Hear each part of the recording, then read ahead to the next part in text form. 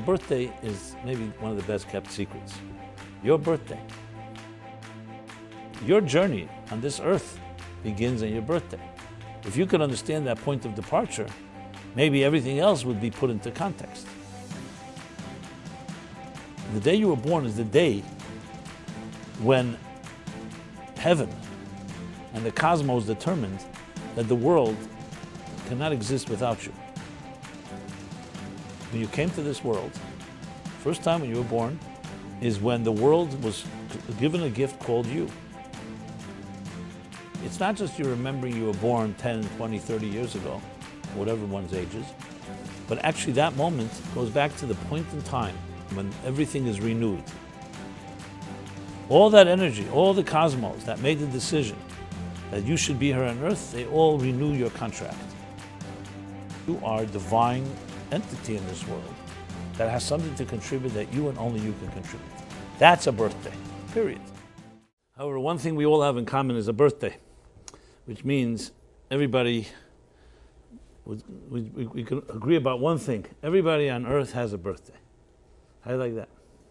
There are not many things that we all can agree upon, but that we can because everybody is born. And everybody was born a particular day.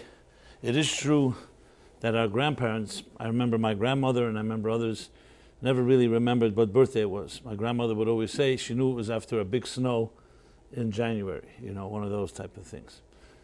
I guess that there was a point where maybe people were more secretive, but the bottom line is everybody has a birthday, which means everybody has the moment, the day that we emerge on this earth. Now there are many, we all look in life for resources, for assets, for powers in order to deal with life's struggles. Life has many challenges and that are posed to us on a daily basis. Some are easier to handle, some are not that easy.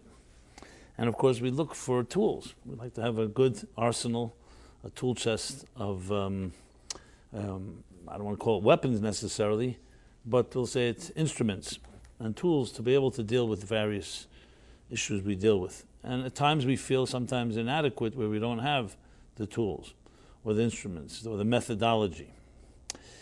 But as it often is the case, that often that our greatest assets are right near us and we're not even aware of it. You can have a resource that can be a very powerful one and you may not even know it exists.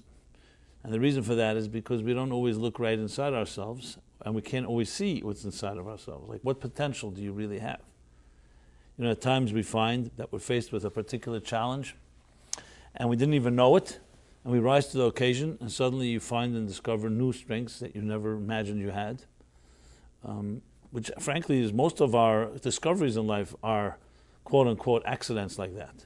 They don't come planned, they come based on a circumstance. Suddenly there's a crisis, a challenge, a difficulty, an impediment, you're faced with something you didn't expect. That's what experience is. The word experience comes from basically the trial and error of life. And often we do learn that we have strengths that we could never have imagined. That should tell you that how many other strengths do we have within us that we also you have yet to discover. So just as a lesson in its own, even without getting into the details of this discussion in this class, the lesson always is there's never room truly for resignation and for fatalism and for hopelessness, because just use your common sense. We do not know everything we have inside of us. So to make a suggestion, I can't deal with the situation, you can say, I don't know how to deal with it. But you cannot make a statement that I don't have the resources. You can say, I don't know how to access them, I don't know where they are. And indeed, as I said, we have no idea what our potential really is like, because no one's ever dug into your innermost psyche or soul and what powers we truly have. You know, the Kabbalists and the Hasidic masters describe a person's faculties in terms of multidimensional, meaning what we're aware of are our, what's called in Hebrew, koiches gluyim, our revealed faculties. What does that mean? Let's start at a very basic level. You have your eyesight, you have your power of hearing, power of smell. I'm beginning with really the most rudimentary senses, our five senses. And power of eyesight, you know, even if you have 20/20 vision, there's a certain limitation what you could see, what you can't see. You can't see through a wall, for example. You can't see around a corner. But good vision gives you a good eyesight. If you don't have that good vision, what do? Is you get corrective lenses, as some of us have, that helps supplement that which is lacking. Same thing with our hearing, the same thing with other. There's a very called revealed faculties, which pretty much can be measured and tested. How good is your hearing? How good is your sight? How good is your sense of smell? And the other senses. The same is true with our other faculties. Intelligence, for example. There's a certain revealed amount of intelligence, whether it's an IQ test, if you believe in that, or this type of test or that type of test. You know, some people have, for example, strengths very well in deductive reasoning, for instance, very analytical. Others are extremely good in a certain intuition. Some people are very good at the physical sciences like mathematics, physics. Others are far better with the what called emotional sciences. So people have different types of intelligence, which too can be measured based on observation. So all remember, conscious revealed experiences in our faculty. And down the list, whether it's our mind, whether it's our emotions, whether it's our other skills that we have that are either inborn, meaning innate from birth, or things we've developed, they can be measured to a certain extent because these are revealed to yourself and to others. The power of, for example, communication. You can see communication. Some people are better communicators than others. There are many things you can learn to be a better communicator. Anyway, I think I explained enough. That's called what we call revealed faculties. Then they go talk about the next dimension, which is called koiches nalamim. These are hidden faculties. Hidden faculties means you don't see it, but it's the potential. Like, for example, let's say you're a writer, and you've written a book, or you've written articles, or essays, or communications of what sort. We all know that if you can write one article, you can probably write another article. Question is, how much potential do you have? So even though we're aware of measuring what you're capable of what you've done rather, what's consciously revealed, but how much lies behind that that's potentially there? And we, of course, know potential is always greater than actual. That's a mathematical fact. So, but what type of potential we're not really aware of? So that would be koiches nalam, would be essentially, for example, let's say you threw a stone, you can throw a stone 100 feet. Is that your capacity? Or maybe if you trained yourself, you could end up throwing it 200 feet. You can lift 100 pounds of weight, 200 weights. You can run 5 miles. But we all know with conditioning, you suddenly can learn to run 10 miles, and 15 miles, and 20 miles. There will be a limit, even with all the conditioning in the world. A human being is, after all, a human being. So two people conditioned the same way, one may have naturally more muscle tone or muscle power than another. Same thing with brain power. So now we're talking about beyond the actual, which is what we actually right now can measure, the way the capacity of your mind, or the capacity of your senses, or the capacity of other strengths we have. There's now also the next step, which is what are you capable of? And we all know that we're always capable of more than what we have. So I just gave physical examples. Let's say I said, it may take conditioning, it may take training, but you could always do more than what you're doing right now in any given area. So where is that coming from? Why is that not obviously revealed? Because it comes from something that's somewhat beneath the surface. It's like saying you may drive a car at, let's say, 60, 70 miles an hour, but it has horsepower to go 180 miles an hour. Now, you may never use it, but it has that ability. Same thing with humans. It's harder to measure in those type of numbers, but whatever we have, you can rest assured there's more that has not yet been accessed. So that, again, is already very life-affirming. It means you always have more than what you think you have, or what's visible, let's put it that way. Then comes the next dimension, and this, obviously, as you go deeper in, it gets more complicated and more subtle and harder to fully understand. And the next would be called koiches atzmim. Now, what are koiches atzmim? In Hebrew, atzmi means essential. These are already not just hidden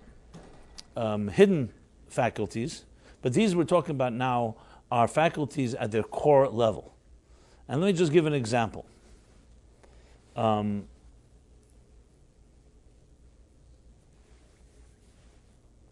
remember, I'm sure everybody remembers in their class, you had classmates. Some people were just smarter, literally had more brain power than others. And they usually were the ones that were, they picked up things quicker and, sure, okay. I like a book you wrote. I'll take a picture of you. Okay. I'm with you after. There you go. Yeah. A book is not, a person is not always as good as the book they wrote. Just remember that. Sometimes better. Sometimes better. That's true. So for example, so in all classmates we have in school, people who have literally just born with more intelligence, or I guess I don't say intelligence, I would say with more brain power, ability to pick up quicker, and so on. But then there are students, and I remember a few very well in my class in my young years, where they didn't have such, their minds may not have been as good as some others, but they really worked hard. They exerted themselves, they strained themselves, and with time, they became, in many ways, surpassed even people with better minds. Why? Because a mind is, just as I said before, it's not just what you have, it's also what you can access. And a person may have, you may have a person, as I said, that one person may be able to have their muscles, if they conditioned and trained themselves, would be able to run, let's say, a 20-mile marathon in a shorter period of time than someone who has weaker muscles. But if that person is more conditioned, they can run faster and longer than someone with less conditioning, even though the former one with the more muscles may have more power, but they didn't access it. So what does exertion do? What does effort do? What does training do? It can actually access powers that may not be revealed. That's on the hidden level. But then there's a place, as I said, the third dimension is we're talking now getting like to the core. Think of it like getting to the core where the energy source, the mouth of the well of where these faculties originate from in the spirit, in the soul. And that requires a lot more effort, obviously, and a lot more, a certain, say, commitment to be able to access that power. Now, there's more levels, but I just don't want to go, it's not the theme of this discussion here, that's why I didn't want to go into all the levels. There are another two levels that I didn't mention, but the bottom line is our soul, or some call it our psyche, has tremendous amount of power. As it travels from the superconscious, which means the innermost regions and the innermost recesses of our soul, to the outer, obviously the power gets diminished, like it is with anything. If you think of, let's say, an eruption of a volcano, you can rest assured whatever's happening on the surface within the core of the volcano is far more turbulent and far more powerful. So we see, if you go to Yellowstone Park, you see the geysers, or you see other expressions, whether it's a volcano eruption or it's a geyser or any other thing. What we see is just the surface of what's really happening far beneath the surface. So essentially, think of ourselves, our faculties are the same thing. What you see in a person's behavior and the way they function is what you see on the surface. Then, if you go a step beneath the surface, we call them the concealed faculties. But concealed can be concealed, and it's just not revealed today, but tomorrow you can see it. It's just a matter of, it's like something is concealed in a box, and you open up the box and you see there's more power to it. But then there's a level that's concealed that you actually can't even access it directly, because it's not like just hidden and you have to reveal it. I'll just give an example. One of the examples given in Hasidic literature is the difference between a hot coal and a flintstone.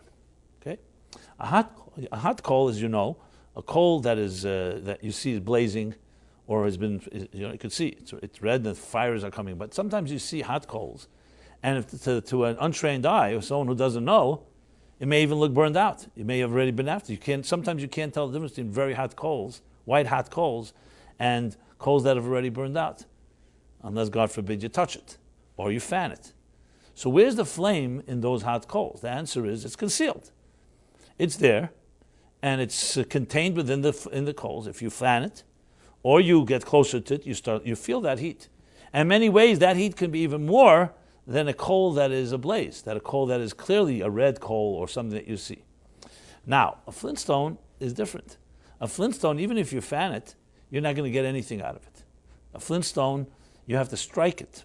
You strike it hard, and it elicits a spark. And that spark actually can light a fire. So if you try to open up the stone, you're not going to find any sparks. If you touch it, you're not going to get burnt. As a matter of fact, you can put a flintstone in water, and it doesn't extinguish the capacity for it to give off sparks. A hot coal you put in water, it burns out. So there you have like three dimensions. You have a coal, a fire, open, revealed fire. That would be like the revealed faculty. The hidden power is that which is there, but it's just not obvious right now, but it's right there beneath the surface. And then there are powers that are called those that are so within in the core, they're not even in any form or fashion yet any type of flame. But if you strike it, if there's a crisis, or if there's any other type of serious exertion, you can access even those powers.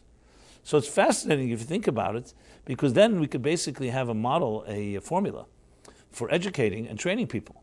You begin with what you have, what you see you have. You can always assess a person's conscious reveal faculties. Then you work on trying to help a person fan the flame, so to speak, and discover what is beneath the surface. That doesn't require a lot of effort. And then there's what requires a lot of effort, which is the exertion, or the equivalent of striking the flintstone. And that can be a crisis, that can be also exertion. Strong effort. I mean, like when you struggle through something. We all know when you're reading something or researching, or you have to prepare a paper, or in school or whatever it may be, or a presentation at work, there are times you really struggle and it's really difficult. So we all think, I wish it wasn't so difficult, but frankly the difficulty is like striking the flintstone. It actually elicits the capacity to reach into the core, and we all see, and I have this experience on a daily basis almost, because when you're writing, you're always in a situation where there's frustration, you don't have the total clarity, and so on. The exertion, the thing we hate most, which is all that effort, and even the confusion that precedes clarity, ends up creating a crystallization that you can never reach without that exertion. The equivalent of reaching sparks in the flintstone. So basically, essentially, it's like another expression used sometimes is coming from Hanukkah, is a fitting expression of pressing an olive, and therefore eliciting its oil. You can't get the oil without pressing it. So bottom line, there are things that are at the surface that you can access. There are things that need a little effort, and then the things need a lot of effort. And that a lot of effort reaches deeper into your soul's powers. So if someone were to ask you, or to me or anyone, what are you capable of? You could at best say, I know what I've accomplished, or what I think I can accomplish, what I do right now. But we don't know necessarily what's going on in the hot coal that is not so revealed, and definitely we don't know what's going on in the flintstone dimension, where it's so hidden that you need to strike it. You cannot dissect it and say it's there. And that's why we do indeed find, as I mentioned, situations in life will challenge you. If you don't retreat and you don't shy away in fear, they challenge you, can help you, what they call rising to the occasion. You suddenly see a person has capacities and abilities that were not obvious before. You wonder, where did it come from? It was there, but it required a strike. It required either a crisis, a challenge, sometimes a competition. There's an expression, kina sofrim tar b'chachma, sometimes healthy competition, like academic competition, where there's let's say, an essay competition or other forms of competitions. So when you have someone that you is challenging you, it'll push you further. And the same is even true in sports and athletics and so on. You hear it all the time. The greatest players, they'll always say, it was my opponent that made me greater, because I kept losing. So I had to dig deeper. And if you don't have an opponent like that, you'd never reach necessarily that capacity. So overall, this introduction that I'm beginning here, the bottom line is we have more resources than we ever think we have. But often, because we're subjective, and we have blind spots, and we therefore can convince ourselves, no, I'm weaker than I really am. That's why it's important to have a friend, a mentor, someone objective that can say to you, you have more than you think you have. And that's what good coaches are. What's a good coach? They don't create anything for you. A coach cannot turn a stone into a piece of wood. A coach can't take someone that doesn't have the capacity to do something to have the capacity. Can take the talent that you have and accentuate it and amplify it. Learn the good methods. Learn good habits. Learn the right routines. Build confidence. These are all forces that are necessary, but they don't necessarily directly give you that particular strength. You have that strength, and a good coach, even a good parent, a good educator will recognize that. If we're lucky in life and we went through and we had a good teacher or mentor that recognized a skill that we may have had, they may have changed your life because they helped you recognize it and they helped foster it and build the confidence and tell you to work on it. Sometimes we don't have that. On the contrary, we sometimes have detractors, the naysayers, the people who are always telling us you're not capable. Those are doing the exact opposite. They cause us to have lack of confidence and invalidation, and you don't even try anymore because you feel you're going to fail. So all this is a process which is not, if you think about it, it's a lot of common sense. The big difficulty is it's always easier to help others than to help yourself. You often criticize others. You can give people better. How many times have you given others advice that you yourself don't even take? We're all guilty of that. So don't welcome to the club. And that's not because we don't have the capacity, but we're blinded when it comes to ourselves. We don't see ourselves clearly. And if you want a good example, I always use this example because I always find it amusing. I have a lot of recordings, videos, audios, and so on. Till this day, I still don't like to hear myself on recording. When I hear myself, I say, I don't know how anybody can listen to this guy. Do you ever hear yourself a recording? Very few people. I guess anchor people and singers and others are forced to keep hearing themselves till they really perfect it. But the first time you hear yourself in a recording, what does it sound like to you? It doesn't sound like me. But that's the voice everybody hears. You're the only one who doesn't hear it because your diaphragm or whatever it is like, you hear your own voice not the same way that others do. Even though you have ears, but I guess you're hearing it like coming from here more. Like, I don't know. I'm not sure the analysis of it. But one thing is for sure, it doesn't sound like what you think it would sound like, right? I was just listening to myself today. I had to make some notes of something. So I was listening, and I had to cringe. What can I say? I'm plenty self-confident. Don't worry about that. It's not the problem. It's just we don't see ourselves and we don't hear ourselves as others hear us. That's the bottom line. It's just an example that we're subjective, and that's what So point being is this: that we have a lot more than we think we have, and it's right there beneath the surface of your own being. You don't have to go to any store. You don't need any program. You don't need any class, including this one, to discover that. What a good class can do, like a good coach, a good teacher, a good inspiration, can help you find the tools to access those resources. And as I said, the methodologies and good habits and routines. And of course, some objectivity that you're capable of really accessing, but not just accessing, sustaining access to it. Now, this is a long introduction to the topic of birthday. Why did I give this introduction? Because a birthday is maybe one of the best kept secrets. Your birthday, which once a year comes around. Many of us enjoy our birthdays. I have to be honest, there are people who don't. There are people who hate their birthdays. It's usually, unfortunately, sad. If you hear someone does not like their birthday, it's usually a sign of some form of abuse in their lives. Why would they hate their birthday? Because their birthday was a day where either they were reminded of by parents who didn't want them, who hurt them. It was a time when sometimes many people people who've been hurt will say, my birthday was the worst day of my life because everybody made believe like I was special, but they didn't treat me that way all year round, and I was supposed to pose for pictures and get gifts, that everything should look picture perfect. But beneath the surface it was not that way at all. And some people have the same attitude to holidays and generally going home. But I just mentioning it simply to qualify. I want to address those that may find their birthdays not very meaningful or very pleasant.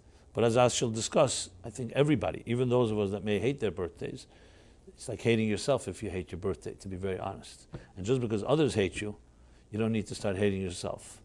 But we'll talk more about that shortly. So a birthday is a gift. Even without birthday gifts, the birthday itself is one of the greatest assets we have. And I'll explain why. But as I said in the introduction, it's like those assets that they're not obvious. Most of us would think a birthday, okay, it's a nice day. To me, it's special. To people who love me, it's special. Once a year, everybody remembers that I'm around, hopefully. Send me gifts, birthday cards, different greetings, etc., etc. But there's a lot more to it than meets the eye. Because essentially, if you think about it, a birthday is really the moment and the day that you emerged from your mother's womb into this world. Now, you could say, well, what's the big thing about that? That's just a circumstantial, whatever thing that happens. Everybody at some point emerges. But that's not the case. That's not how Judaism, and especially the mystics, see it. Because events like that are major. If you think someone says to you, what's the most special events of time in your life? So many people will say when they made a lot of money, when they found someone they love, they fell in love the first time. Different birthdays. Not everybody will say is my special moment. Everyone will say, yes, I have a birthday. But would that be the most special moment? But the fact of the matter is, if you think about it, everything begins then. The journey, your journey on this earth begins on your birthday. So is that a small matter? That's like the beginning of everything. If you can understand that point of departure, maybe everything else would be put into context. So the way to phrase it would be like this: the day you were born. The day you were born is the day when heaven and the cosmos determined that the world cannot exist without you. That's a very different way of looking at it, as just as someone popped out on earth. Or, as I put it in my book, you mentioned my book, you're talking about Torah Meaning for Life? Mm-hmm. Okay. So in Torah Meaning for Life, I have a chapter on birth, and in the beginning there's a quote. The quote is, birth is God saying, you matter. So if you think of it that way, it's a whole different story. It's not just some type of little thing. It's essentially the validation, the affirmation. The first time when you came to this world, first time when you were born, is when the world was given a gift called you. And it was very deliberate and very intentional. It's not an accident. So it isn't just a celebration of your parents who had a new child.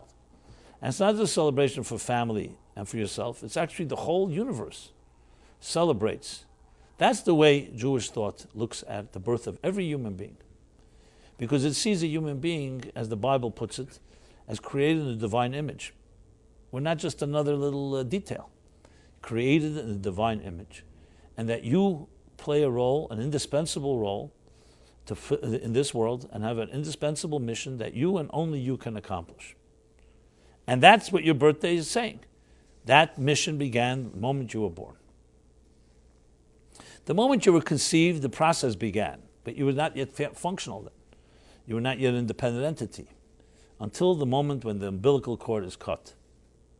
And I know many of us have to cut that umbilical cord many times in our lives, figuratively speaking. But on a physical level, when you become an independent entity that breathes and eats and drinks on its own, even though you're still a vulnerable child, is your birthday. And the second thing that's important to remember, that in Jewish thought, the mystical thought, I've mentioned this many times, time is not linear. Which means sometimes you hear the river of time, past, present, future, like a river. And the mystics explain that time is actually more like a cycle, or I should say even more accurate, a spiral. So a spiral means time goes on an axis, and every year, when your birthday comes back to your birthday, it's not just you remembering you were born 10, 20, 30 years ago, whatever one's age is, but actually that moment goes back to the point in time, the point on that axis, in that cycle, in that spiral, when you were born, when everything is renewed. It's like the renewal of your mission then. So a birthday isn't just a commemoration, it's actually a recreation. And that's the same is true for the record for holidays. Rosh Hashanah, Yom Kippur, Sukkot, or any holiday. A holiday isn't just remembering something that happened. But every year Passover, or for that matter Purim or Hanukkah, the events that happened the first time are happening again. They may not be happening in the physical sense of it, but spiritually, whatever happened then is happening now. So on a person's birthday, all that energy, all the cosmos that made the decision that you should be here on earth, they all renew your contract. So the birthday, therefore, is literally every year that same celebration. It's recreating and revisiting that same point in energy and time when you first were born. That's why a birthday is more than just a commemoration. It's actually a recreation of, a repeat of, obviously on a different axis of the spiral, but the same point. And that's why it has that type of power. As a matter of fact, I'll mention at the end again, we recently developed a birthday kit, we call it a birthday guide, gift, which if you give me your birthdays, I'll be happy to send to you as my gift to you, and how to understand what a birthday is and how to make it more meaningful. But we'll talk about that again more at the end, but there's some of the ideas that I share here. So you don't mind afterwards?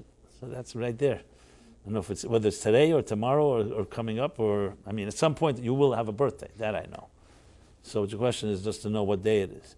So going back to the birthday, therefore, if you think of it that way, birth is God saying you matter. So I can't resist to share this story because it's such a powerful story that really captures it. It's actually, unfortunately, through a tragic experience, but nevertheless, sometimes sad events help illuminate for all of us the power of what birth is. So this is a story that I've written and spoken and probably told, I don't know, maybe hundreds of thousands of people have heard it from me. over the years. After my book Tour to Meaningful Life was published, so the publisher, William Morrow, sent me on a book tour across the country. This first tour was for 20 cities, then it became 40 cities, and it ended up being 90 cities. So I paid my dues, shall we say. I've been around, almost like a presidential candidate now that I think about it. You know, had I known, I could have run for president. You don't need to have an office in every state to win, right? That's been proven. I'm fine. That's just a joke. I'm not. Don't get afraid. I'm not doing that. Anyway, so one of the cities I ended up was St. Louis, Missouri. And I spoke there, I remember it was a Monday evening. And it was a particularly large crowd, not because of me, frankly, but because that was the night that in the JCCs all across the United States, they all designated that night to be Memorial Night for Prime Minister Rabin, Yitzhak Rabin, after he was assassinated. So that night, that's how I remember the night. And there were maybe 2,000 people who came to the evening, and many stayed because of my talk, but because they came for that. But since I was the speaker, that which was pre-scheduled, and maybe it was in order to get this story, to make this encounter that took place. After I get back to New York, I received a letter from one of the people in attendance at that evening in St. Louis. And the letter is etched in my soul till this day, so I can say it to you almost verbatim, which I will. The letter said like this: Dear Rabbi Jacobson, I was one of the people in your audience and when you spoke in St. Louis, and I want to share the following. I'm a 47-year-old executive that works in a prominent firm here in St. Louis, and well-respected, wealthy, well-connected. By all measures and accounts, I am definitely a success story. Well, that's what everybody thinks. But the truth is, beneath the veneer of my success lies a woman in shreds. These are her words. You see, my soul was murdered when I was a young child due to the abuse I endured in my home. And she's explicit, says this: psychological, emotional, sexual abuse that killed my soul. And not once, but every day, keeps killing it. And it's messed up my entire life. Relationships don't work. Intimacy is always unhealthy. I don't trust. I constantly test people. They test me. It's a mess. I've tried different types of therapy. Nothing has worked. What do people like me do? People who lose inner control of their lives, so they create outer control. I became super ambitious and driven and competitive and aggressive and made it on the so-called the business, corporate, financial level, executive level. But it really doesn't do much. It just somewhat numbs the pain. And I've long given up hope. So what I do is I just breathe in every day and just take day by day. Often I feel suicidal, but I just take it day by day, and that's how I live. I don't really share this with anyone. I don't talk about it. But someone gave me a copy of your book, Toward a Meaningful Life. I'm Jewish, but unaffiliated. I never go to synagogue. I have no affiliations. One of the reasons is also because of what I grew up with. And I was just browsing. I was leafing through the book, and a line jumped out at me in the chapter on birth. The line was, birth is God saying you matter. That was the line. And I read it again. Birth is God saying you matter. And I read it a third time. Birth is God saying you matter. And suddenly, 47 years it took me to get to this point. Like a silver bullet between my eyes, something resonated, touched a very deep chord in the deepest part of my soul that told me that despite what others say, despite what my parents told me, that I'm an accident and reminding me how I'm miserable and how I'm worthless and I'm just a pain to them, despite what they did to me, despite what society tells us, that our value is no more than a statistic on someone's balance sheet, and that our value is based on our looks and youth and buying power and equity and performance. She probably added a few more things I don't even remember. Despite all that, I matter to the one that matters most. That's God. The mere fact that God put me on this earth, I was born in the world. That alone is a vote of confidence that God said, I want you, I need you, you're indispensable. So no matter whether I accomplish something that day, whether I perform, whether I live up to someone's expectations, it doesn't matter. That's the only thing that matters. And then she concludes, and you can call this eloquent if it weren't under the circumstances, she writes, so though I have many years to heal, but for the first time in my life I have hope. Because I know what I need to do now. I need to create bypass surgery to bypass the infected arteries that were so polluted and injured by the abuse I endured, and reconnect to that pure moment when I was born, that pure moment like freshly fallen snow, when God said, you're my child, I love you unconditionally, I need you, and you matter. And then she concludes, so thank you for giving me back my life. This is the letter. Almost 20 years ago. Now you could imagine, and even when I say it now, same feelings I had when I first read it, I was like so emotionally overwhelmed by it.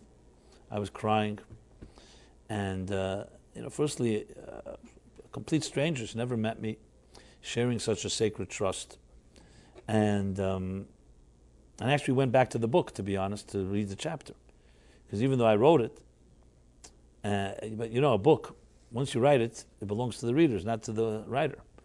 Readers read as they see what they have to read, what they read into it. So I wanted to see it from her eyes. So obviously I read it with a different type of feeling. That line, I mean, I know where I took it from and I know what I meant, but until you see it, how it really saved a person's life, I mean, that's pretty awesome and humbling. I wrote her back, of course, a note offering my help and support in any way. I asked her permission to tell the story, which she gave me, and she told me not to mention her name. And we still stay in touch. 20 years later, she's, and she asked me not to give her name because she says, I'm sure other people have similar stories. They may want to contact me and they want to help me and so on. I don't need that. And of course, I respect that, and that's fine. And she still struggles. It's not like it's all solved, but she does have a plan, and it works for her. And she's no longer this woman in shreds, as you put it, that she's no longer a murdered soul because she's discovered her purpose. And she's still successful in her way, but she's discovered something. And this letter, as I said, besides sharing it, it's always haunted me, frankly. And since it haunted me, and I'm a speaker and a writer, I make sure it haunts others as well. That's what you do, And what do I mean by haunted? Because it struck a chord in me as well. I started thinking to myself, and I started asking myself and people that I meet, and I ask you the same thing. Do you think you matter? So firstly, it's always encountered that question. People chuckle and they snicker or whatever it is. Of course I matter. I have a healthy ego. I have plaques on the wall in case you need proof.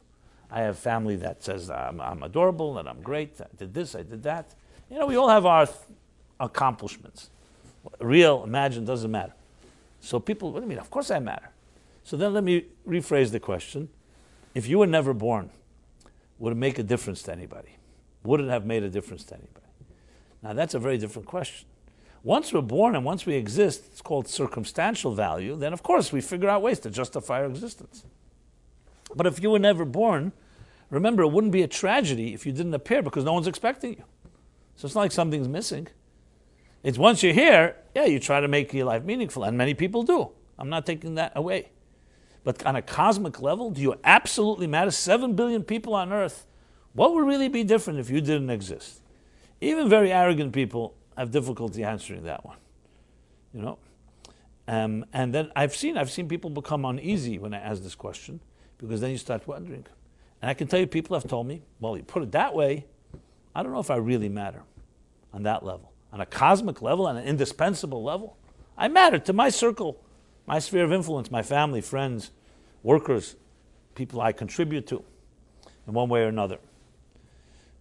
And many people say, I'm not sure I matter on that level. Or actually, some people have said I don't. My point is not to make anybody uncomfortable. My point is just to drive the point, to make a point. And I said to myself the same question. I said, look, I'm the oldest of 5 children. Okay? So I'm the first child of my parents. And of course, a first child is often a little more spoiled than the others, as my siblings will testify to. As I always say, the advantages of being firstborn is you don't have to go to therapy for your siblings, but they may have to go because of you. I don't know if that's a positive or negative, but whatever it is.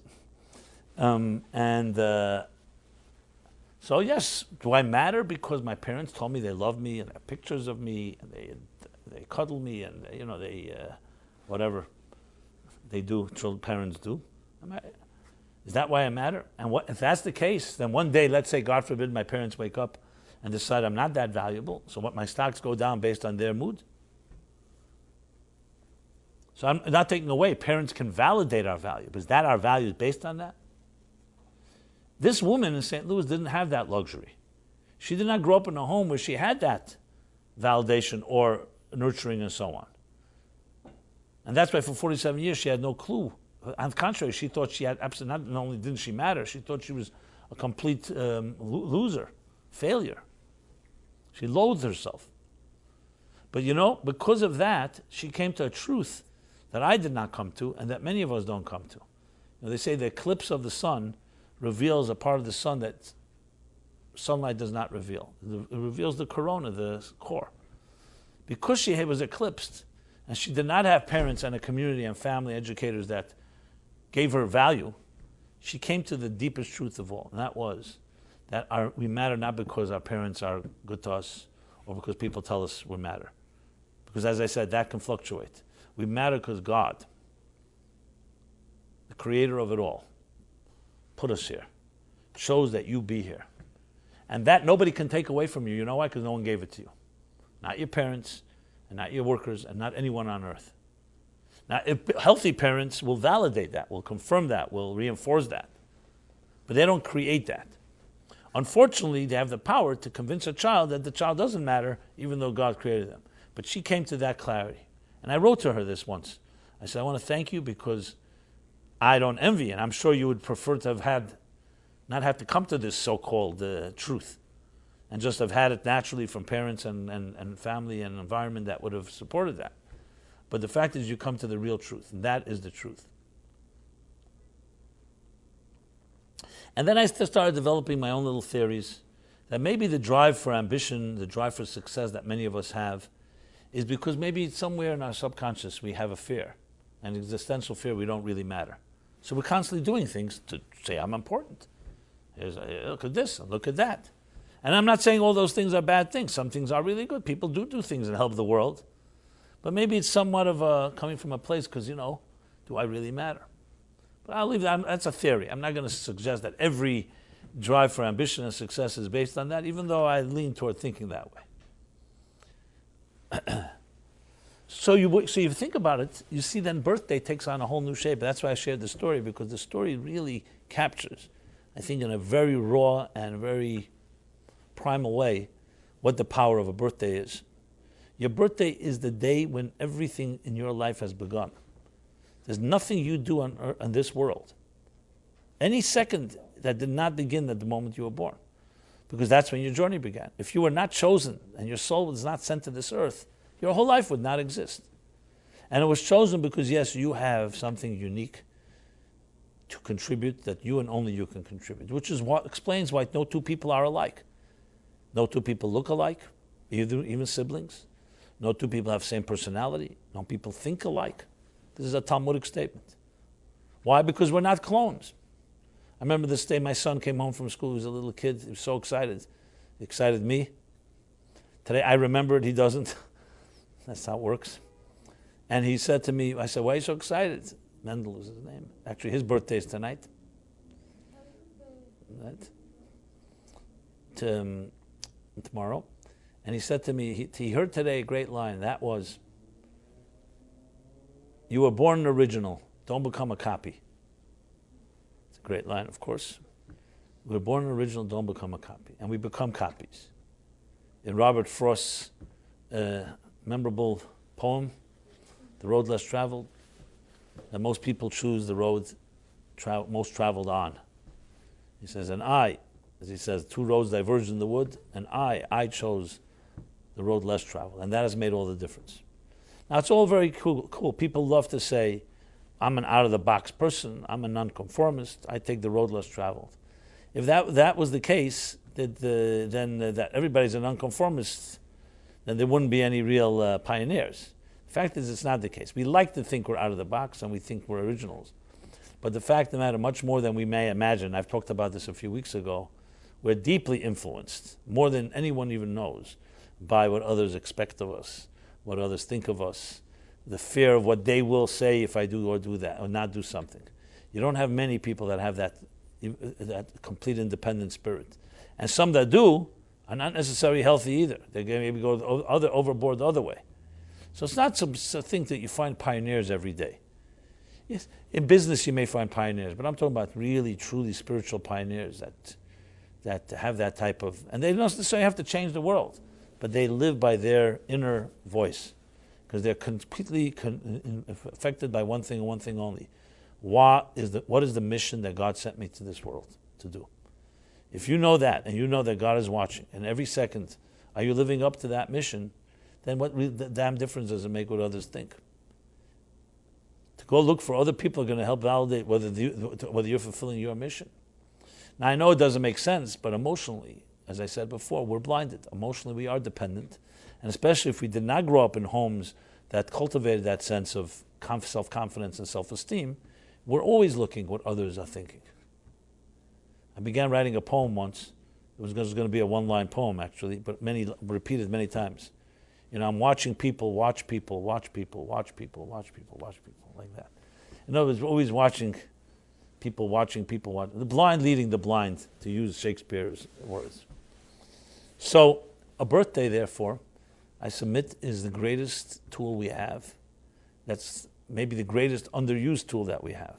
Because essentially, it's a statement that you have once a year declared, but the truth is, every moment you're alive is a result that you are being rebirthed. You wake up every morning is essentially a mini birthday. And that is that the contract that God is saying, on a cosmic level, you have something to contribute. You have a mission that you and only you can fulfill. And it's critical to know that. That drives everything. Because if you're completely confident in that, then that defines because remember, if you don't really matter, then how can your choices and decisions and all your actions really matter? Which is what many people do have, that type of somewhat, it's a lingering, it's almost a subconscious feeling. It really matters what I do, don't do. It's like an ocean. Someone's going to drop another drop of water in the ocean, what difference will it make? They tell that analogy of a poor town, poor shtetl, and they heard the news that there was a great king, the great king of the whole empire was coming to visit this town of all towns. So all the poor people got together. We need to do something special for the king. What are we going to give him he doesn't have? He has everything. So they said they'll appreciate our gesture.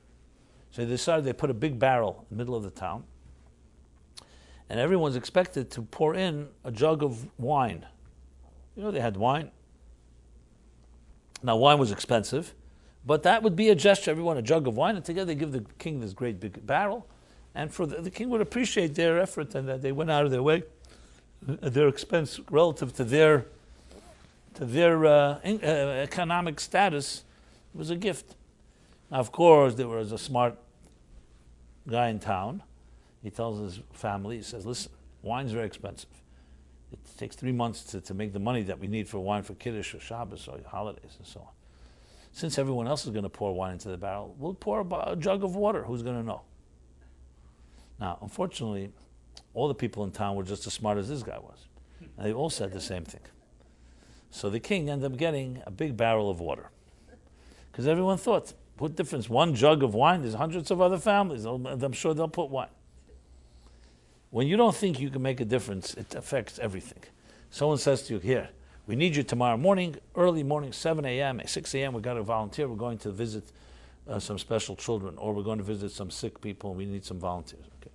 You'll say, 6 o'clock in the morning, please, I'm tired, I'm exhausted, had a hard week, whatever it is. I'm exhausted from not doing anything, which also can exhaust you, So the person who's invited you says, okay, listen, if you can't make it, you can't make it. How many people are going to go if they hear that? But if you're told the following, we can't do it without you. If you don't come tomorrow 6 a.m., people are going to not get what they need. We cannot do it without you. That's a different story. Then you feel you're needed. We live in a very increasingly depersonalized world where friends are Facebook friends. You know, as they say, and this isn't even a joke, that the people who created social media are the most antisocial people you'll ever meet. I met some of them. But they created friends. So what kind of friends? The best friend, if you're an antisocial, who's a friend? Someone you never have to see. But you can share things online with. I know, it sounds funny, but I think it's somewhat true. This doesn't mean that you can't have a real friend and also have them on friend on Facebook.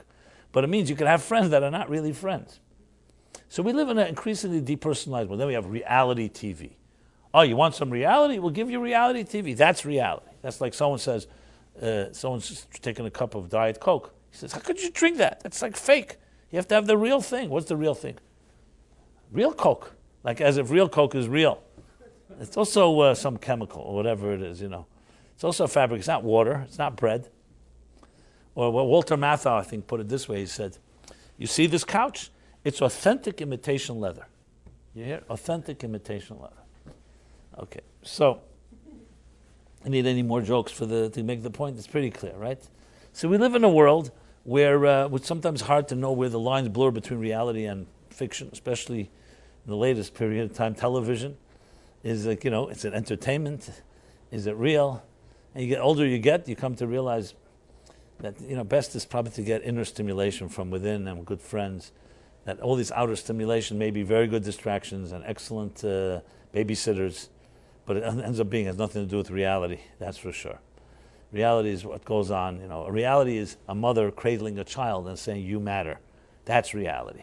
And everything else is secondary. Not even secondary, is meaningless. So when you get to come to, so you think about that, we live in this depersonalized, so it becomes very, very, we're addicted essentially to forces and to a diet of things that do not feed the most important thing, which is that you truly matter on the deepest level. We're not even encouraged to think that way. And especially when you add into the whole marketing, advertising world in which we live. We're being inundated with messages that if you buy this, you'll be a better person. If you smoke this, if you travel here, if you look like that, you know, look, what do basically ads do? They either telling you, here's how you get pleasure, or here's how you avoid pain. It's the pain and pleasure principles, as they put it. And that's what it is. When's the last time you see a big ad billboard that says, birth is God saying you matter. You're indispensable. Unless there's a bottom line that says, call 1-800 so-and-so, you're not going to get such a message. Because why should anyone give you a message like that? How is it going to be monetized? How is it going to be sponsored? So it says, you're indispensable, call 1-800 and find out how. You know, that's like the story, the Woody Allen joke, where the guy comes to the rabbi and says, Rabbi, I hear that the Torah has a secret to all the truths of life. Absolutely. I hear, can you teach it to me? Sure. How much will it cost? How could I charge you? God didn't charge Moses and the Jewish people. Moses didn't charge for delivering it. Wow. So he's doubly impressed, the truths of everything, and for free. Well, they sit down, and of course the Torah is in Hebrew. And the rabbi says, Hebrew lessons will be $20,000. Okay. So there's always a catch. There's nothing for free. But the truth is, that's a joke. It's actually not true. The truth is that you have, as I said before, the resource right in you. A birthday doesn't cost money. God gave it to you as a gift. He gave you life as a gift. Can you imagine? We value things more than the life itself that we're given. We value the clothing we buy, our hairdos, our makeup, our accessories. We value that more than the biggest gift you have, which is you. Because we live in a world that never talks about you and they don't celebrate you. They celebrate something that, to convince you that this will make you happy, and this will make you this, and this will do that, and this will make you diet, and this will make you, feel less depressed and less sad. Just look at everything that we are involved in. And I'm not saying everything is false, but no one ever says to you the biggest message, which is you are a divine entity in this world that has something to contribute that you and only you can contribute. That's a birthday, period. You don't even need more than that. Now, obviously the next question everyone asks is, okay, so how do I find that mission? Good, I love that. You know, who doesn't love to hear that they're indispensable? But tell me, what am I supposed to do? So the answer actually lies within the question. As they say, the question of a wise person is half an answer. What's the answer? If you're going to be completely controlled by all these messages and you don't have any space to think about your life, obviously you're not going to get very far. It's very nice to hear, to accept, okay, I'm indispensable, I've got a mission to say, but let me know in 10 minutes what am I supposed to do. And then the rest of your life you're back to the merry-go-round and the circus and the rat race that we're all involved in. There's no way that you can embrace your mission and your calling based on your birthday if you're going to go back to the routines that so trap us, that have nothing to do with your life and your purpose in life. And that's the difficulty.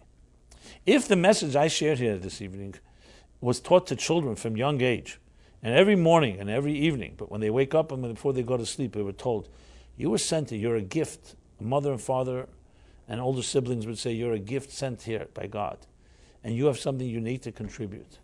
And I'm here to help. I feel honored to be like a gardener, to help nurture and foster and cultivate your potential and your mission. We live in a very different world. But the message like that is not really heard by children. So now we're adults, and we have not heard that message. And we're adults that are already in a 90-mile-an-hour, we're driving 90 miles an hour. We're not like, oh, you can't just stop everything, or at least we think we can't. I have a job tomorrow morning, that's very fine. You know, I just saw a cartoon, a guy he's rushing to the train station with a briefcase. He sees a guru sitting in the corner there, and he goes over to the guru, listen, my train is in 8 minutes, can you tell me the meaning of life? You know? That's not how it works. If everything else is a priority and the meaning of life is like, okay, fit it into 8 minutes between my coffee break and my this thing, obviously.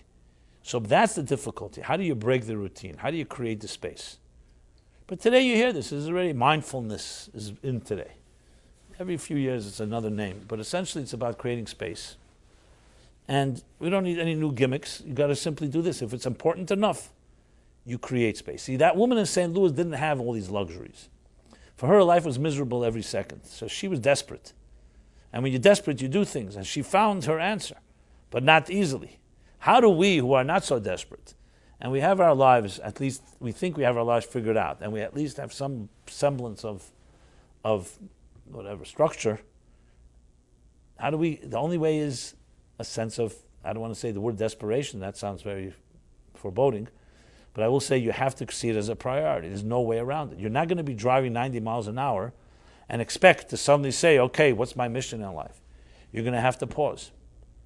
So we have a thing for Shabbat. That's meant to be a day where you do pause. And you do try to put a stop to, as much as possible, to the material life in which you're immersed. Your work, your routines. And that is a time when we're supposed to be thinking, meditating, praying, and focusing on those priorities. But what happens most people, Shabbos, even people who keep Shabbos, they bring their 6 days of the week into Shabbos, and they're so exhausted that finally at least they could rest a bit. They don't use it as a time to, basically it's a time of like a pause in this big marathon. So now instead of riding 90 miles an hour, I paused for a day. But then you're back to the 90 miles an hour. There has to be some point where you stop and say, I have to do something about this differently. And that nobody can force upon you. That has to be a priority. Now, sadly, usually crisis, trauma, loss, and so on is the thing that jolts most people out of their routines because there's no choice. But I'm not suggesting we need to wait for that. It has to be that important. So a birthday is your gift, but you need to pay attention to it. It's not just, and that does not come with superficial commitment. It requires really thinking, but it's worth all the effort. You know why? Because it recalibrates your whole life based on your mission. Instead of your actions defining your calling should define your actions. Doesn't that make sense? Your mission statement should define your business, not your business defines your mission statement. So that is the challenge. But that's the power of birthday. So now you've heard it here, and no excuse anymore. You have in you right now, your birthday is your greatest gift. I know some people say, I'd rather you didn't tell me that. That way at least I can still continue saying, I didn't really know. But that's what it is. I remember years ago, it was a very amusing, humorous story. There's a young guy, a very successful, driven guy, came to this class, very smart, and he used to come every week. Then one day he calls me, he says to me, I've been coming to your class now for the last year and a half, almost every week. I really love it. It's changed so much how I look. But I have to tell you, because of your classes, I've lost my girlfriends. I've lost all the things, all this entertainment that I was so in. I was like, I was a hot shot. And your classes have forced me to go into places that I never think about. And really, my life has become a mess. I don't like going partying anymore. I don't like the superficial stuff. So I have to tell you, this was a serious call. That, no offense to you, but you're not going to see me. I have still some young years in my life. Once I retire, I'll get back to you and introspective life. I need to get, this is what he told me. I couldn't stop laughing.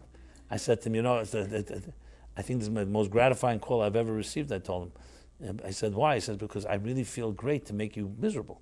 And how many people can say, I feel great at making you miserable? Or they say, I make happy people miserable and miserable people happy. It's a good calling card. Good pickup line. So anyway, so I said, look, I'm not here to tell you what to do. Enjoy your life. I mean, literally, he said to me, I have, too much action still I need to do. But he recognized it. And I smiled to myself. I said, let's see what happens. Well, something around 4 or 5 months later, he shows up. And I didn't say names. I told the story. And I said, there's a guy, I don't know if I'll ever see him again. He was sitting there in the back. So I talked to him afterwards. He says, I couldn't stay away. It's impossible. He says, once you hear it, it's very hard. He says, I've been pushing it away. I have to find a way to balance the two. Anyway, at least the guy was honest, which I appreciated. But what he did was, I know what he did. He was a very good-looking guy. And, he was this sexy dude type of guy. And he says, he used to bring girlfriends that he was dating to my class here. It wasn't in this room then. We were in another place. So I said, why are you bringing this? Why are you doing that? He says, it's the best class. He said, because I find out everything about them. Because afterwards, they either tell me, I don't understand all this stuff. And he knows right away that's not for him. And they do, he says, you really find out a lot of what a person is about because you're forced to start talking about deeper things instead of talking about whether you like this movie or this restaurant or that restaurant or this music or that music. So anyway, so it became a little tradition. Once in a while you'll see it. I don't know, today it's online, I think, so people more do it. Became a tradition. People started bringing their dates here. Men brought women, women brought men. I don't know. It became interesting twist to because it was like a class that they provoked things. Provoke conversations. Instead of they have to provoke, I'm the one that provoked, and then they, So, I remember when Stephen Dubner, who helped me, the editor of Toward a Meaningful Life, he went on to write Freakonomics. You may be familiar with that, with Stephen Levitt. So he would tell him, he actually wrote his own book later, Turbulent Souls, because he was the youngest of 8 children, born to 2 Jewish parents who converted to Catholicism. It was a story. He was a New York Times writer. I don't know if you've seen it. So I remember when he was writing, I would send him my chapters and he would edit. So when we were working on the chapter on love and marriage, he said to me, "You're destroying my whole romantic life because nothing that I have in my life rises to these standards here, lives up to these standards." And he told me. Then later, when he married his wife, he asked me to say a few words. I said, "You know something? There's a man here, the man who's getting married, would not be marrying this woman had he not been working with me and discovered a higher standard for love and marriage." Anyway, that's so sometimes it's good to higher the bar, as they say. Raise the bar, right? Very good. Raise the bar, and that way our standards get higher. So it's sometimes a bit could be a little intimidating, but that's how you grow. Let's be honest. Growth comes with some type of angst. You want to reach greater places. So our birthday is unbelievable powerful. And as I said, let me know when your birthday is. You could write it down for me. We could also figure out when the Hebrew birthday is if you like. And we'll send you a gift from me to you, how to make your birthday more meaningful. It's like a guide. We made a very nicely designed thing, which I really think could really help people. I mean, some things I said here, there's more to it, of course. But remember, it begins with creating the space. And that's a good thing to do on your birthdays, to create that space so you can think about it and make some real resolutions, not like these New Year resolutions that last from January 1 to January 2. if even if that much. But something that really is last, sustain, and sustain. And of course, having an environment, people that think like this, because it's very difficult to be alone in this type of journey, of a meaningful journey, of a purposeful life, because you have people around you and they're more superficial or they're involved in other things. Now, I'm not suggesting there isn't that this is not about. I'm not suggesting that you'll stop having fun and stop enjoying your life.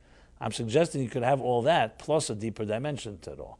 So I want to make that clear. So this isn't about moving from a happy-go-lucky type of life to complete intensity and seriousness. It's about deepening your, widening your horizons and broadening your perspectives, when then everything becomes enriched. And that's what it comes down to.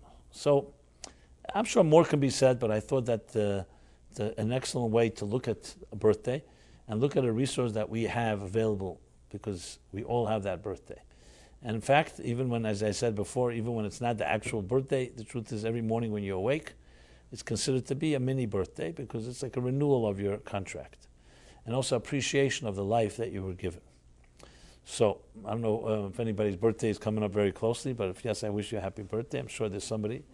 But at some point, everyone will get to that point, that access, that place in the spiral, when all of existence lines up to look at you and your role, and yes, your actions and your choices and your behavior is critical and indispensable in the whole picture. The fact that there's 7 billion people on Earth, the fact that there are a lot of numbers does not take less of it, because as we know today, size doesn't matter. It's not about size. You can have a computer program with millions and millions of lines of code, and there's one dot missing, and the whole code doesn't work. You can have DNA. We have 75 trillion cells in our body, trillion. And one cell is a mutation, and it can create havoc. So it's not about 1 billions, 75 trillion. It's about the quality, and we do each have that beauty and that music and that song. And I always, Oliver Wendell Holmes in The Voiceless says, alas to those that die with their song still inside them. When you're born, a new song entered this world, a new melody. And unfortunately, that melody often remains undercover. And yes, some people die with the song still inside them. Your birthday is meant to remind you that you should not. You should access that song. And that song is more than just a song. It's a song, it's a symphony. And it's a symphony that goes through your whole life in all its colors and hues and shapes and forms. But it's yours, and it's your mark that you make, that yes, birth is God saying you matter. So everyone have a very blessed week. And you matter even now, not just on your birthday. It's all year round. It's just the birthday is the beginning of the contract. And we should all have a blessed week, and blessed until next Wednesday. If I could be of any help, the Meaningful Life Center, that's what we're driven by. Birth is God saying you matter. Meaningful life. Please be in touch with us, and please do leave me your birthdays. Everyone online as well. If you just email us your birthday, I assure you that you'll receive a personal gift from me, from all of us, that can help make your special day even more special. Thank you very much. And I will give you the secret. My birthday was yesterday. What age? I'll let you figure that out. I feel 17, but as you can imagine, I'm not 17.